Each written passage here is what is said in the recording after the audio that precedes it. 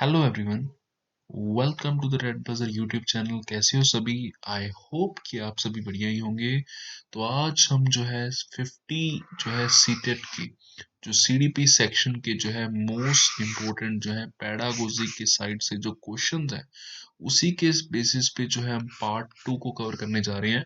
पहले वाले 25 important question जो पेडागोजी वाले सेक्शंस या आपके लिए हो सकते थे इम्पोर्टेंट, वो मैंने आपके लिए कवर कर दिए हैं। को अगर आपने अभी तक नहीं देखा है तो उसका लिंक मैं डिस्क्रिप्शन में दे दूंगा। और प्रीवियस ईयर्स के जो हमने पेपर्स जो डिस्कस कर लिए हैं पहले भी सीटेट के प्रीवियस ईयर्स के पेपर को, उसका भी मैं लिंक डिस्क्रिप्शन में दे देने वाला हूँ। तो आपने अगर अभी अभी तक उन सभी वीडियोस को नहीं देखा है तो आप उनमें से जो भी लेक्चर देखना चाहें जरूर से आप उनको देख सकते हैं। काफी बेनिफिट आपको देने वाले हैं फ्यूचर में। ठीक है, स्टार्ट करते हैं अपनी इस लेक्चर को। Next 25 most important pedagogy MCQs को देखते हैं फिर। तो 26 क्वेश्चन है, यदि शिक्षार्थी पाठ के दौरान लगातार गलतियां करते हैं तो शिक्षक को क्या करना चाहिए? फर्स्ट है अनुदेशन कार्य, समय सारणी अथवा बैठने की व्यवस्था में परिवर्तन करना चाहिए। ठीक हो सकता है, ये कुछ भी गलत नहीं है इसमें। एक बार दूसरी ऑप्शंस की ओर भी बढ़ते हैं, एक बार इसको भी साइड कर लेते हैं। सेकंड है कि पाठ को कुछ समय के लिए छोड़ देना चाहिए और कुछ समय के बाद वापस करना चाहिए। ये नहीं है तो गलत रहेगा पूरी तरह से। थर्ड है कि गलतियां करने वाले शिक्षार्थियों की पहचान करनी चाहिए और उनके बारे में प्राचार्य से बात करनी चाहिए। नेक्स्ट और लास्ट है कि गलतियां करने वाले शिक्षार्थियों को कक्ष के बाहर खड़ा कर देना चाहिए। ये सभी ऑप्शंस रॉन्ग है, बस वो फर्स्ट अपने को एक राइट आंसर के तौर पे मिल ही चुका है। नेक्स्ट है कि प्राथमिक शिक्षक के लिए बाल मनोविज्ञान का जो ज्ञान है आवश्यक है, क्योंकि एक जो प्राइमरी लेवल का टीचर है उसके लिए चाइल्ड साइकोलॉजी की नॉलेज होनी चाहिए और आवश्यक तौर पर होनी चाहिए, क्योंकि ऑप्शन देखते हैं यह बच्चों को अनुशासित बनाने में सहायता करता है। सेकंड है कि परीक्षा के परिणाम में उन्नति होती है। थर्ड है कि यह बच्चों को अभिप्रेरित करने के लिए सुविधाजनक तरीका बन जाता है। लास्ट है, ये बच्चों के व्यवहार को समझने में शिक्षक की सहायता करता है। तो लास्ट ऑप्शन बिल्कुल एक राइट ऑप्शन। ये बच्चों के व्यवहार को समझने में शिक्षक की जो है मदद करता है, सहायता करता है। देखो वैसे भी अगर हम बात करें जो चाइल्ड साइकोलॉजी है, ये अगर टीचर जान लेता है और वो भी किस लेवल पे, प्राइमरी लेवल पे, तो वो प्रॉपर जान पाएगा ना कि हाँ इस लेवल की जो है बच्चे किस लेवल की थिंकिंग कर पाते हैं, वो किस बेसिस पे उनको हम जो है कौन से टीचिंग मेथड्स उनके लिए बेस्ट रह सकते हैं। इस बेसिस पे वो अगर उन सभी बातों का टीचर को ज्ञान हो जाएगा तो वो एक बेस्ट पॉइंट रहेगा। और लास्ट ऑप्शन अपने को उसी बेसिस पे बात कर रहा है। नेक्स्ट है 28 क्वेश्चन, विद्यालय छोड़ने वाले शिक्षार्थियों के नियंत्रण की दृष्टि से सरकारी संगठनों द्वारा संस्था के स्तर पर विभिन्न उपाय किए गए हैं। ओके, निम्नलिखित में से कौन सा जो कारण है संस्थानिक स्तर से जुड़ा है जिसके कारण बच्चे विद्यालय छोड़ देते हैं? ओके, तो इसके बेसिस पे बात अपने से जो है पूछी जा रही है कि इनमें से जो है कौन सा एक जो है कारण होगा जिसकी वजह से जो है बच्चे विद्यालय छोड़ देते हैं। फर्स्ट है कि बच्चों से भली भांति व्यवहार करने की आवश्यकता के प्रति अध्यापकों का संवेदनशील जो है बात की जा रही है। मैं होना।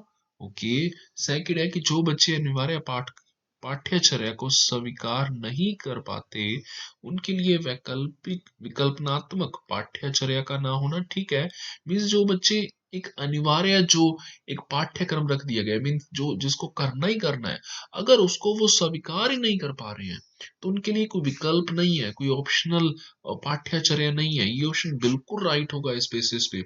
बाकी ऑप्शन एक बार देख लेते हैं कि विद्यालय में पाठ्य शाम पठ और जो है शौचालय जैसी आधारभूत सेवाओं का अभाव होना तो नहीं, ये भी रोंग है ना कि जो ब्लैक बोर्ड वगैरह और जो टॉयलेट्स हैं और वैसी जो बेसिक सी सर्विसेज नहीं है, तो ये एक मेन रीजन नहीं हो सकता। लास्ट है कि अध्यापकों को जो है समूह युक्त योग्यता वाला ना होना तथा उन्हें कम आए थे ना, नहीं ये सब रॉन्ग है। बस वो सेकंड ऑप्शन अपने के लिए एक अपने पास एक बेस्ट ऑप्शन था, वो अपने पास मिल चुका है।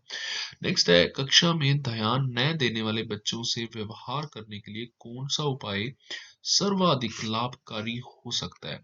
ओके, देखते हैं इसके लिए फिर। फर्स्ट ऑप्शन है कि ध्यान केंद्रित करने के लिए कार्य करते हुए बच्चों को खड़े रहने की अनुमति देना। नहीं, ये तो गलत होगा ना, ऐसी तो कोई भी बात इसके लिए जो है राइट नहीं हो सकती, क्योंकि ध्यान न देने वाले बच्चे हैं, जो बच्चे अटेंशन न पे कर सकते हो, तो उनके लिए आपने जो है एक सबसे जो है एक लाभकारी जो हो सकता है इनमें से, उसके लिए आपने बताना है। सेकंड है कि बच्चों के ध्यान को स्फूर्ति युक्त बनाने के लिए बीच बीच में से उन्हें अवकाश देना, छुट्टी देना गलत है ये भी। नेक्स्ट है अपने पास ऑप्शन थर्ड, कि बच्चों को महसूस करने कराने के लिए कि उसे कक्षा में सब के सामने बार-बार डाँटना, तो ऐसी भी कोई बात नहीं है, ये भी जो है एक राइट नहीं हो सकता। लास्ट ही बिल्कुल एक राइट ऑप्शन होगा कि बच्चों को उस जगह बैठाना जहाँ सबसे कम ध्यान भंग हो। तो ठीक है, क्योंकि वो बच्चे अटेंशन नहीं पे पा रहे हैं लॉन्ग टाइम तक, तो ऐसी जगह उन्हें आप बिठा दीजिए जहाँ पर अगर हम बात करें कि उनका ध्यान कम भंग हो, उनकी अटेंशन वो जो है लॉन्ग टाइम तक अटेंशन पे कर सकें। नेक्स्ट है जी, प्राथमिक विद्यालयों के जो है बालकों को, जो प्राइमरी लेवल के जो स्कूल्स के जो बच्चे हैं, उनके लिए निम्नलिखित में से किसे बेहतर मानते हैं आप? फर्स्ट है वीडियो अनुरूपण, सेकंड बात की जा रही है प्रदर्शन, थर्ड है स्वयं के द्वारा किया गया अनुभव। यही तो एक बेस्ट ऑप्शन होगा, जो उनके जो है हैंड्स ऑन एक्सपीरियंसेस हम बात करें, अगर वो लर्निंग बाय डूइंग के बेसिस पे सीख रहे हैं, तो वो लॉन्ग टाइम तक उनके लिए जो है कार्य करने वाला, और यही एक बेस्ट ऑप्शन। बढ़ते हैं नेक्स्ट क्वेश्चन की ओर। जब बच्चा कार्य करते हुए उबने लगता है, तो यह इस बात का संकेत करता है, तो सेकंड ऑप्शन बिल्कुल राइट होगा कि संभवतः कार्य यांत्रिक रूप से बार बार हो रखा है या हो रहा है, यही एक उसके लिए एक स्पेसिफिक रीजन हो सकता है। नेक्स्ट की ओर बढ़ते हैं, 32nd क्वेश्चन। क्या आपके विचार में शिक्षक का व्यक्तित्व आकर्षक होना चाहिए? तो आकर्षक तो होना चाहिए, ये तो ठीक है, बाकी किस बेसिस पे? फर्स्ट है कि हाँ, ताकि वह छात्रों को अपने व्यक्तित्व से भी प्रभावित कर सके, तो ठीक है ना, ये एक बिल्कुल एक बेस्ट रीजन है, क्योंकि टीचर एक रोल मॉडल के तौर पर होता है, वो हम कभी भी हम इसको अवॉइड नहीं कर सकते। तो टीचर बच्चों के लिए एक रोल मॉडल होगा, और वो बात हम हमेशा ध्यान में रखेंगे कि टीचर ही लेट आ रहा है स्कूल में, तो बच्चे कहाँ से टाइम पे आ जाएंगे जी। तो यही एक बात थी जो अपने पास एक राइट ऑप्शन के तौर पे अपने को मिल चुकी थी। बढ़ते हैं नेक्स्ट क्वेश्चन की ओर।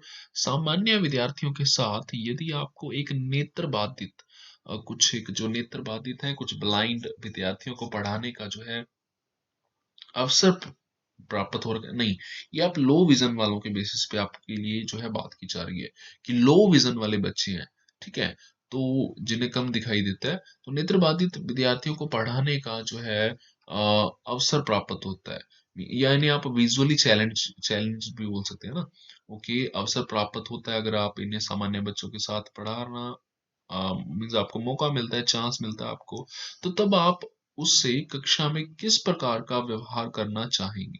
फर्स्ट है कि उस पर अतिरिक्त ध्यान नहीं देंगे, क्योंकि इससे अधिकांश की पढ़ाई में बाधा पहुंचती है। सेकंड है कि कक्षा में उसके साथ सहानुभूति व्यवहार करेंगे।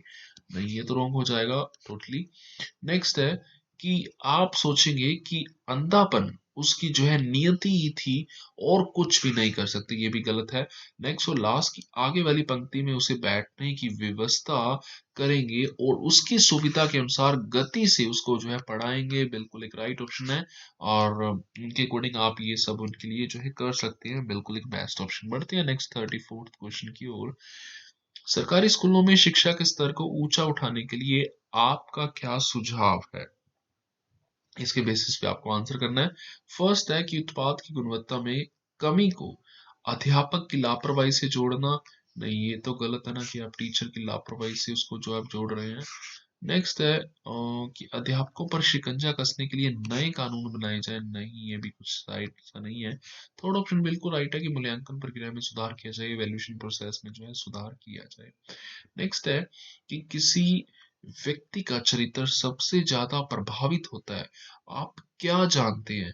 तो देखो, हम सभी जानते हैं कि बच्चे के लिए जो होम एनवायरनमेंट है, जो उसको फैमिली एनवायरनमेंट मिलता है, वही जो है उसके लिए सबसे बेस्ट ऑप्शन के तौर पर होगा अपने लिए।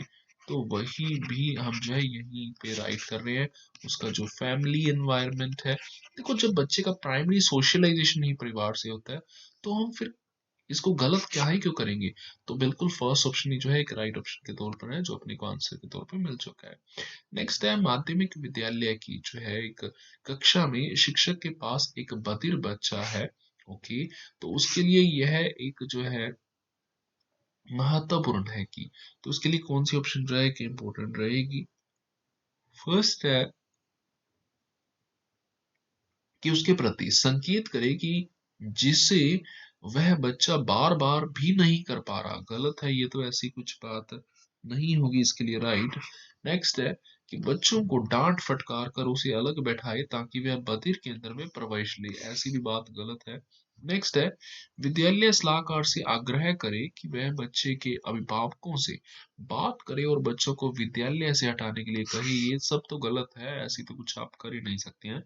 नेक्स्ट है लास्ट, यह बच्चों को उस स्थान पर बैठाए जहां से वह शिक्षिका के होठ और चेहरे के भाव स्पष्ट रूप से देख सके, तो बिल्कुल एक जो है राइट ऑप्शन है, क्योंकि ये बच्चे क्या है, ये बच्चे बधिर जरूर हैं, ठीक है, ये डेफ टाइप जरूर हो सकते हैं या हियरिंग इम्पेयर्ड आप इनको जरूर बोल सकते हैं, ये बहुत ऊंचा सुनते हैं या फिर सुनते ही नहीं है, तो उसके लिए आप इन्हें ऐसी जगह पर बैठाएं जहां पे ये जो टीचर के होंठ हैं उनको प्रॉपर पढ़ पाए और उनके चेहरे के जो हाव भाव है, एक्सप्रेशन है, जेस्चर्स है, उनको प्रॉपर वो रीड कर पाए।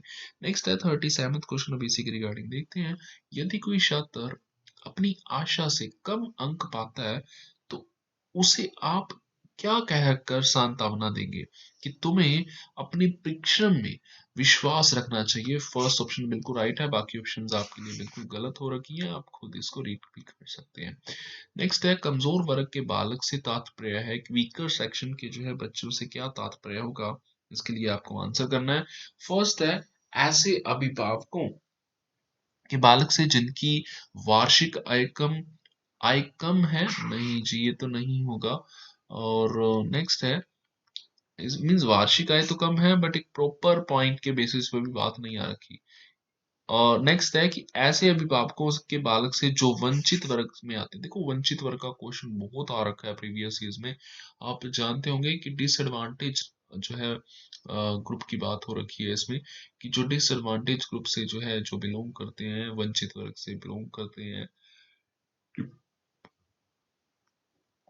ये कौन से बच्चे हैं, ये वो बच्चे हैं, मीन्स अगर हम बात करें कि ये एक, मैं मान के इसको मैं आपको प्रॉपर भी क्लियर कर देता हूँ कि डिप्राइव्ड जो बच्चे होते हैं वो बच्चे होते हैं, मान के चलते हैं कुछ एक ही समाज में 10 बच्चे रह रहे हैं, इस 10 में से एक बच्चा एक अलग है, मीन्स 9 अलग हैं और एक अलग है, इन 9 बच्चों को जो फैसिलिटीज उसी समाज में रहते हुए मिल रही हैं इसको नहीं मिल रही वो सभी, या मिल रही है तो बहुत एक आध मिल गई, रेयर मिली है, कुछ ज्यादा मिली है नहीं उनके कंपैरेटिवली, मीन्स उनसे अगर हम इसको कंपेयर करें, तो वो बच्चा जो उन सुख सुविधाओं से वंचित रह गया है तो उसे हम जो है डिप्राइव्ड, या फिर हम उसे जो है डिसएडवांटेज्ड, या फिर आप उसे बोल सकते हैं डिसएडवांटेज के एक्स्ट्रा आप उसे कह सकते हैं कि वंचित। तो वो बच्चों का जो एक ग्रुप, वो आप उनके लिए एक ये टर्म यूज करते हैं, तो ये क्वेश्चन काफी इंपॉर्टेंट रहता है, तो आप इन्हीं के बेसिस पे भी फैसिलिटीज की बात करने की बात यहाँ पे हो रखी है।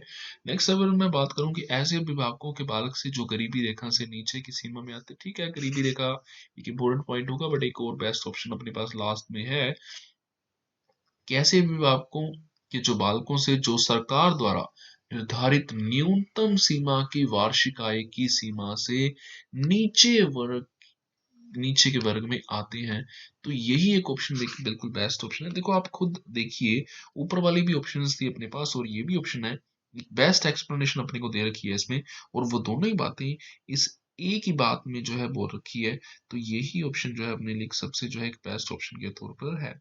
बढ़ते हैं नेक्स्ट क्वेश्चन की ओर, आगे देखते हैं उस क्वेश्चन को भी, तो क्वेश्चन नंबर 39 की ओर देखते हैं अभी। हाँ, विशेष आवश्यकता वाले बच्चों को शिक्षा उपलब्ध कराई जानी चाहिए। फर्स्ट है कि विशेष विद्यालयों में विशेष बच्चों के लिए विकसित पद्धतियों द्वारा। सेकंड है कि विशेष विद्यालयों में। थर्ड है कि विशेष विद्यालयों में शिक्षकों द्वारा। या लास्ट है कि अन्य सामान्य बच्चों के साथ। तो ठीक है, जो स्पेशल नीड्स वाले बच्चे हैं, इंक्लूसिव एजुकेशन हर एक जगह पर है, और इंक्लूसिव एजुकेशन में इस बार के सीटेट में भी कुछ ऐसे क्वेश्चंस आपको देखने को मिलेंगे, क्योंकि इंक्लूसिव एजुकेशन सभी को एक ही छत के नीचे बिठाकर बिना किसी भेदभाव के एजुकेशन देने का पर्पस रखती है। नेक्स्ट है 40th क्वेश्चन कि बच्चे किस प्रकार से सीखते हैं, नीचे दिए गए कथनों में से कौन सा इस प्रश्न के विषय में सही नहीं है। ओके, आपको एक राइट नहीं है वो बताना है। मीन्स बाकी 3 तो राइट होने वाले हैं। फर्स्ट है कि बच्चे जब तब सीखते हैं जब वे संज्ञानात्मक रूप से तैयार होते हैं, तो ये तो ठीक है, आपने तो एक गलत बताना है। सेकंड है कि बच्चे अनेकों प्रकार से सीखते हैं, तो ठीक है, बच्चे मल्टीपल टाइप से सीखते हैं। थर्ड है कि बच्चे सीखते हैं क्योंकि जब वे स्वाभाविक रूप से जो है प्रेरित होते हैं, तो ये भी ठीक है। लास्ट है कि बच्चे केवल कक्षा में सीखते हैं, यही तो एक प्रॉब्लम है, क्योंकि ये उनके लिए एक ही साधन नहीं है बस कक्षा से सीखना, वो बाकी भी एक जो है हो सकते हैं, कहाँ से भी जो बच्चों को सीखना मिले तो वो सीख सकते हैं। नेक्स्ट है 41st क्वेश्चन। बच्चे फर्स्ट है कि चिंतन में वयस्कों की भांति ही होते हैं और ज्यों-ज्यों वे बड़े होते चलते हैं और उनके चिंतन में गुणात्मक वृद्धि होती है। सेकंड ऑप्शन है कि खाली बर्तन के समान होते हैं, एम्प्टी वेसल्स होते हैं और जिसमें बड़ों के द्वारा दिया गया ज्ञान भरा जाता है। ये तो गलत होगा टोटली। और निष्क्रिय जीव नहीं, निष्क्रिय जीव पैसिव लर्नर्स तो आज के टाइम पे आप वैसे भी लर्नर्स को बोल नहीं सकते। लास्ट है कि जिज्ञासु प्राणी होते हैं जो अपने चारों ओर के जगत को खोजने के लिए अपने ही तरीकों और क्षमताओं का उपयोग करते हैं। बिल्कुल राइट है, वो क्यूरियस रहते हैं और ऐसे सभी कार्य करते हुए वो पाए जाते हैं। नेक्स्ट है 42nd क्वेश्चन। शिक्षार्थियों से यह अपेक्षा करना कि वे ज्ञान को उसी रूप से प्रस्तुत कर देंगे जिस रूप से उन्हें ग्रहण किया गया है, तो ये नहीं, ये तो सही नहीं हो सकता ना। फर्स्ट है कि अच्छा है, तो ये गलत है, अच्छा तो हो नहीं सकता ये। नेक्स्ट है एक प्रभावी आकलन युक्ति है, नहीं, आकलन तो कहीं पे यहाँ पे हो नहीं रखा। थर्ड है कि समस्यात्मक है, ओके, क्योंकि व्यक्ति अनुभवों की व्याख्या करते हैं और ज्ञान को ज्यों का त्यों पुनः पुनः उत्पादित नहीं कर सकते। ठीक है जी, बिल्कुल, कि जो व्यक्ति हैं, जो पर्सन्स है, वो अनुभवों की व्याख्या तो करते हैं। मीन्स अगर उन्हें कुछ एक्सपीरियंसेस मिले हैं तो वो उसको जो है उसकी एक्सप्लेनेशन तो दे सकते हैं। बट आप उनसे ये एक्सपेक्ट करें कि जैसे उन्होंने इन्फॉर्मेशन प्राप्त की थी वैसे ही अपने को जो है वो बता दें, जैसे कि वीडियो रिकॉर्डिंग चल रखी है। मीन्स पहले किसी की रिकॉर्डिंग कर ली, वीडियो रिकॉर्डिंग, और फिर आप उसी को जो है दूसरों के सामने जो है चला दे रहे हैं, तो वो वैसा नहीं कर सकते, ठीक है। नेक्स्ट है कि स्कूल से भागने वाले बच्चों को आप क्या करेंगे। फर्स्ट है समझा बुझा कर स्कूल जाने के लिए प्रेरित करेंगे। सेकंड है कि छोटा मोटा कार्य करने की सलाह देंगे। थर्ड है कि भागने के कारणों को जानकर दूर करेंगे। बिल्कुल राइट होगा ना। ये कारण जानने वाला क्वेश्चन तो बहुत बार आ चुका है, इंपॉर्टेंट भी रहता है, मैंने पहले भी आपको बताया है कि ये क्वेश्चन एक गिफ्ट होता है ये आपके लिए, ठीक है। जहाँ पे कारण की बात कर रखी होगी तो मैक्सिमम पॉइंट्स पे वही राइट हो रखा होगा। नेक्स्ट है 44th क्वेश्चन। एक कक्षा में पढ़ने वाले सभी बच्चों की उपलब्धि एक समान नहीं होती है, क्योंकि रीजन क्या है, अभी इसके लिए बताना है क्यों बच्चों की उपलब्धि जो अचीवमेंट है एक समान नहीं होती है। फर्स्ट है अध्यापक ठीक से नहीं पढ़ाते हैं। सेकंड है वह लगन से नहीं पढ़ाते हैं। थर्ड है उनमें श्रम और एकाग्रता का अंतर होता है। और लास्ट है कि उनकी योग्यता अलग अलग होती है। देखो, योग्यता अलग अलग होती है, मैं इसको राइट तो कर देता, बट अब मेरे पास एक बेस्ट ऑप्शन था। और वो बेस्ट ऑप्शन कौन सा है कि उनके जो श्रम है, जो वो मेहनत करते हैं, जो हार्ड वर्क करते हैं, जो वो अटेंशन पे करते हैं, उन्हीं में जो है अंतर है। ठीक है, ये एक बेस्ट ऑप्शन। हाँ, एक इंडिविजुअल डिफरेंस वाली साइड पे तो आ रखा है, बट ये एकाग्रता और श्रम ये बिल्कुल एक बेस्ट ऑप्शन है। और उन्हीं में अंतर होता है, क्योंकि हर एक बच्चे इतने हार्ड वर्कर नहीं होते और लॉन्ग टाइम तक अटेंशन भी पे नहीं कर पाते, तो इसीलिए इसी का ये अंतर है। नेक्स्ट है शिक्षा का मुख्य उद्देश्य है, तो इसके बेसिस पे आपको राइट आंसर कमेंट में करना है कि जो एजुकेशन का एक प्रॉपर जो है पर्पस क्या है। फर्स्ट है समाज सुधार करना। सेकंड है कि छात्रों को अनुशासित करना। थर्ड है कि बालकों की अंतर्निहित शक्तियों का विकास करना। बिल्कुल राइट है, इसके रिगार्डिंग तो कुछ बताने की जरूरत है भी नहीं। नेक्स्ट है सीबीएसई द्वारा अपनाए गए प्रगतिशील शिक्षा के प्रतिमान में बच्चों का समाजीकरण जिस प्रकार से किया जाता है उसकी अपेक्षा की जा सकती है। देखो, पहली बात तो प्रोग्रेसिव एजुकेशन से क्वेश्चन है और हर बार ये निकल के आता ही आता है, और आप भी बिल्कुल इसके लिए रेडी रहिएगा। इस बार के सीटेट में भी जो है क्वेश्चन जरूर से होगा इससे ये। तो देखते हैं क्या ऑप्शन इसके लिए जो है इससे जो समाजीकरण जिस प्रकार से किया जाता है वो बात कर रहे हैं, तो उसकी अब उसके बेसिस पे क्या अपेक्षा की जा सकती है। फर्स्ट है कि वे समय नष्ट करने वाली सामाजिक, देखो समय नष्ट करने की बात होगी तो आगे तो पढ़ने वाली बात ही नहीं रहेगी। मीन्स उन आदतों का, जो सामाजिक आदतें हैं उनका त्याग करें, तो गलत है जी ये तो। और आगे बढ़ते हैं कि वे सामूहिक कार्य में सक्रिय सहभागिता का निर्वाह करें तथा सामाजिक कौशल सीखें। बिल्कुल राइट है कि वो जो एक ग्रुप वर्क में जो है एक पैसिव पैसिव तो नहीं बोल रखा, एक्टिव जो है पार्टिसिपेशन बिल्कुल जो है उनकी हो, और जो सोशल स्किल्स भी सीखे, यही तो बात है। और जॉन डीवी इसी पे जो है बिल्कुल फोकस करते थे। एजुकेशन आप फ्यूचर के बेसिस पे दीजिए, और बच्चों की ग्रुप बेस्ड लर्निंग करवाइए। और ये भी जो है बात उसी में आ जाती है कि सोशल स्किल्स जो है बच्चे सीखें। और बाकी ऑप्शंस तो फिर राइट है ही नहीं, तो आगे बढ़ते हैं नेक्स्ट क्वेश्चन की ओर। नेक्स्ट है 47वां क्वेश्चन, एक और प्रगतिशील शिक्षा की ओर से ये मैंने क्वेश्चन ऐड करके रखा है। देखते हैं अब इसी के रिगार्डिंग। तो प्रगतिशील शिक्षा के संदर्भ में निम्नलिखित में से कौन सा कथन जॉन डीवी के अनुसार समुचित है? ओके, देखते हैं। फर्स्ट है, कक्षा में प्रजातंत्र का कोई स्थान नहीं है। देखो ये तो गलत है ना, कि डेमोक्रेसी का कोई स्थान ही नहीं है बच्चों को। देखो चाइल्ड सेंटर्ड एजुकेशन फिर वो कहाँ पे हो पाएगी? चाइल्ड सेंटर्ड एजुकेशन वो तभी हो पाएगी ना जब वो, जहाँ पे प्रजातंत्र का बिल्कुल स्थान होगा। सेकंड है कि विद्यार्थियों को स्वयं ही सामाजिक समस्याओं का सामाजिक समस्याओं को सुलझाने में सक्षम होना चाहिए। बिल्कुल राइट है। ये हम जानते हैं कि बच्चे खुद प्रॉब्लम्स को सॉल्व करें, उसमें खुद वो सक्षम हो, और ये बिल्कुल एक जो है राइट पॉइंट है। बढ़ते हैं नेक्स्ट क्वेश्चन की ओर। 48th क्वेश्चन, अधिगम अनुभव और प्रशिक्षण के परिणाम स्वरूप व्यवहार में परिवर्तन है। मीन्स लर्निंग क्या है, अभी लर्निंग की डेफिनेशन बता रखी है कि अनुभव और प्रशिक्षण मीन्स एक्सपीरियंस और ट्रेनिंग के जो है फल स्वरूप, परिणाम स्वरूप, और उसी के रिजल्ट के बेसिस पे व्यवहार में जो परिवर्तन आता है, जो बिहेवियर में चेंज आता है, तो वो अधिगम है। ये कथन किनके द्वारा दिया गया? देखो ये डेफिनेशन बहुत ही ज्यादा इंपॉर्टेंट है। ये गेट्स की डेफिनेशन है। मैक्सिमम टाइम्स लर्निंग की डेफिनेशन में से यही पूछी गई है। और इसके लिए वैसे भी आप देख लीजिएगा, गेट्स अनुभव, और गेट्स के साथ अनुभव वर्ड जरूर से होगा। गेट्स के साथ जब भी डेफिनेशन आएगी तो अनुभव वर्ड जरूर से हो रखा होगा उसमें ऐड। नेक्स्ट है, in a primary classroom a teacher should, ये पिछले ही सीटेट का जो है क्वेश्चन था। और give only non examples, give both examples and non examples, यही एक बिल्कुल राइट है। देखो एग्जांपल्स तो हो गया ना, सिंपल सी बात, आप उन्हें उदाहरणें दीजिए। नॉन एग्जांपल्स क्या है कि आप उन्हें क्लूज दीजिए, छोटे मोटे संकेत दे दीजिए, फिर वो कार्य खुद से कर लेने वाले हैं, ठीक है। और ये बिल्कुल एक बेस्ट एग्जांपल्स है, एक बेस्ट ऑप्शन है प्राइमरी लेवल की बेसिस पे, क्योंकि बच्चों को आप खुद भी आप करने के लिए जो है मोटिवेट कर सकते हैं उसके बेसिस। नेक्स्ट ये भी क्वेश्चन एक काफी इंपॉर्टेंट क्वेश्चन है, इस टाइप का क्वेश्चन भी बहुत बार आ चुका है अभी तो। When both chronological age and mental as of Ajit is 8 years, और हर इंटेलिजेंस कैटेगरी में बी कैटेगराइज्ड एज, ओके, यहाँ पे एक छोटी सी टाइपिंग मिस्टेक है, वो आप देख सकते हैं, एंड आप खुद भी क्लियर कर चुके होंगे इसके लिए। यहाँ पे हिज आएगा, हर नहीं आएगा, या फिर अजीत के बेसिस पे जो है अपने को क्वेश्चन भी चेंज करना है। चलो कोई बात नहीं, वो अपने लिए मायने नहीं रखता। ओके, देखते हैं। अपनी उसकी जो है इंटेलिजेंस की कैटेगरी बतानी है। देखो इसके लिए आप जानते हैं, आईक्यू का फॉर्मूला आप सभी जानते होंगे।